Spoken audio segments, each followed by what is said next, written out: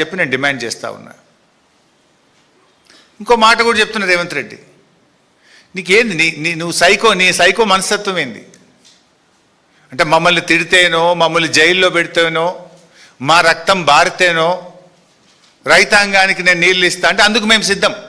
జైల్లో పెట్టావా పెట్టు, మా రక్తం కావాలన్నా తీసుకో, కానీ రైతులకు మాత్రం నీళ్లు పారించు.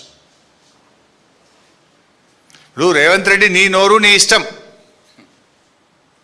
నువ్వేమన్నా మాట్లాడుకో, కానీ నీళ్లు తెలంగాణ నీళ్ల విషయంలో నీ ఇష్టం వచ్చినట్లు చేస్తా అంటే కుదరదు. నువ్వేం మాట్లాడుతున్నావు?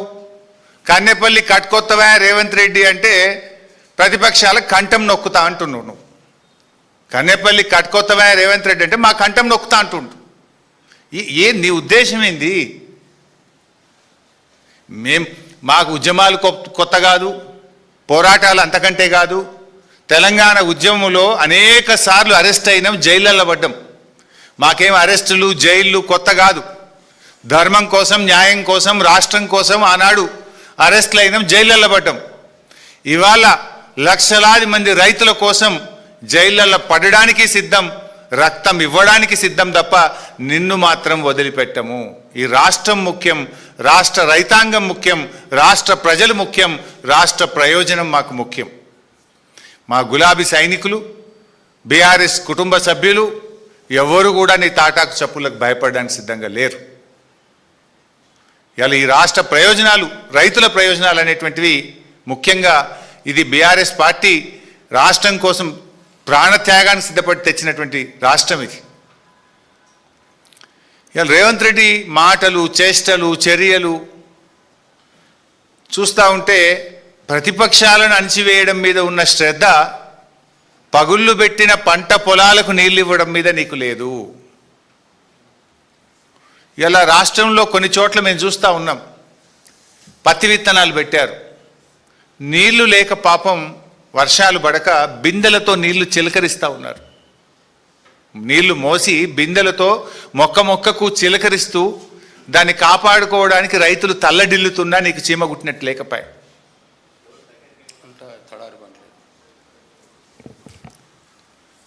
ఇవాళ తెలంగాణ రైతుల ప్రయోజనాలు కాపాడడానికి, వాస్తవాలు చెప్పడానికి నేను ఈరోజు మళ్ళీ మాట్లాడుతూ ఉన్నాను. నిన్న ముఖ్యమంత్రి గారు పచ్చి అబద్ధాలు మాట్లాడిండు.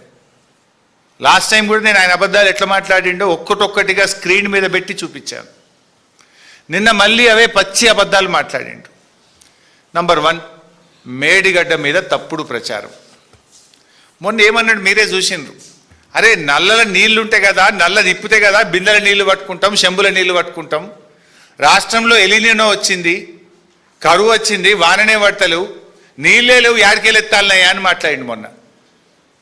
మేము ప్రెస్ మీట్ పెట్టి లైవ్లో చూపించిన, ఇక చూడు భయ్ నిన్న 1,20,000 పోయినాయి, ఇప్పుడు ఈ నిమిషానికి 88,000 పోతున్నాయని నేను మొన్న మీకు మీడియా సమావేశంలో లైవ్ టెలికాస్ట్లో పెట్టి చూపించిన.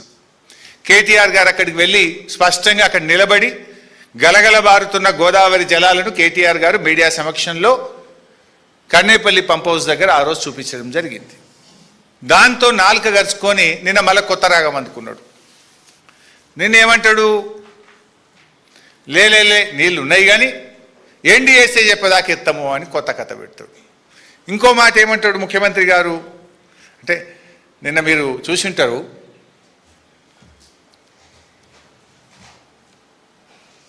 మేడిగడ్డ గేట్లు మూయకుండా కన్నేపల్లి దగ్గర నీటిని ఎట్లా ఎత్తుతావు అని మాట్లాడతాడు. నాకు జాలి కలుగుతుంది నేను చూస్తుంటే. ముఖ్యమంత్రిగా నువ్వు 31 నెలలు పూర్తి చేసుకున్నా కన్నేపల్లి పంప్ హౌస్ నుంచి మేడిగడ్డ బ్యారేజ్ గేట్లు మూయకుండా నీళ్లు ఎలా ఎత్తాలో కూడా అవగాహన నువ్వు పెంచుకోవడం మీద నిన్ను చూస్తే నాకు జాలేస్తూ ఉంది.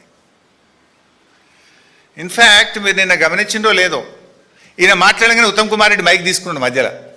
ఈయన తప్పు మాట్లాడిండని ఉత్తమ్ కుమార్ రెడ్డికి బుర్ర వెలిగింది.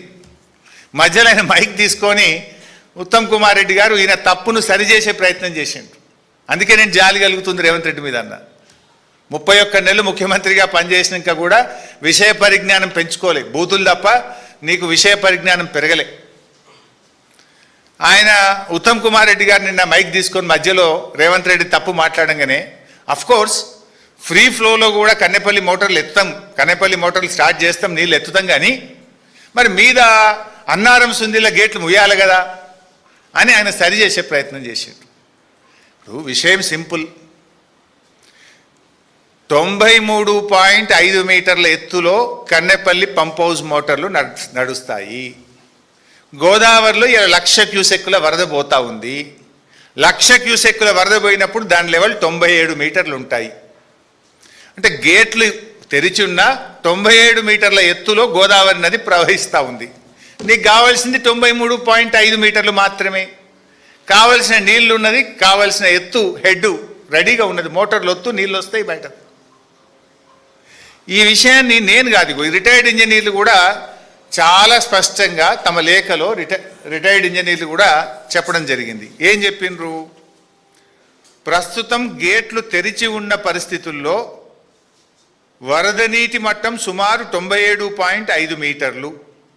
ఈ హెడ్ ఆధారంగా కన్నేపల్లి పంప్ హౌజు రోజుకు 3 టీఎంసీల వరకు నీటిని లిఫ్ట్ చేసే సామర్థ్యం కలిగి ఉంది. ఈ లెటర్ చదివినాకనన్నా సోయి రావాలి కదా నీకు. ఆ ఉత్తమ్ కుమార్ రెడ్డికి వచ్చిన సోయి అన్నా నీకు రాకపోయా?